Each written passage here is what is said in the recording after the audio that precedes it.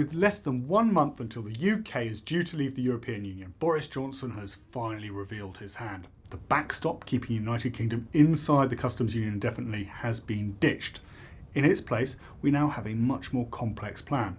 Firstly, there's going to be a border down the middle of the Irish Sea, because under the PM's proposal, Northern Ireland is going to remain inside the single market for goods.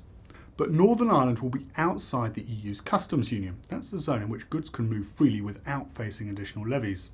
To get around this problem, GPS technology will be used to track commercial vehicles, and there'll be checks by customs officials away from the border to make sure that traders aren't breaking the rules. But crucially, Northern Ireland's Power Sharing Assembly instalment will be given a say every 4 years about whether they are happy to continue with the arrangement.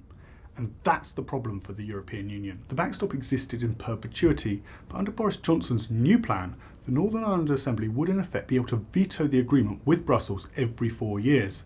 And there is no proposal as to what they would replace it with if they do. On the plus side, the DUP are on board, as are Tory Eurosceptics who failed to back Theresa May's deal 3 times over. Labour MPs are also starting to come round, meaning that it is looking increasingly likely that Boris Johnson could get his deal through the House of Commons. The problem is in Europe. Theo, the Irish Taoiseach, has described the plans as concerning. German Chancellor Angela Merkel has said Europe will look at the proposals, but ultimately the final decision will come down to the European Commission's chief Brexit negotiator, Michel Barnier. For his part, Mr Barnier has said he is prepared to look at the plans. However, one senior EU official has described Boris Johnson's proposal as not being acceptable.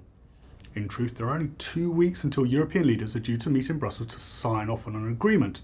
And if they fail in that attempt, then the choice is simply between no deal Brexit on October the 31st and an extension to Article 50, which some fear could lead to riots on the streets.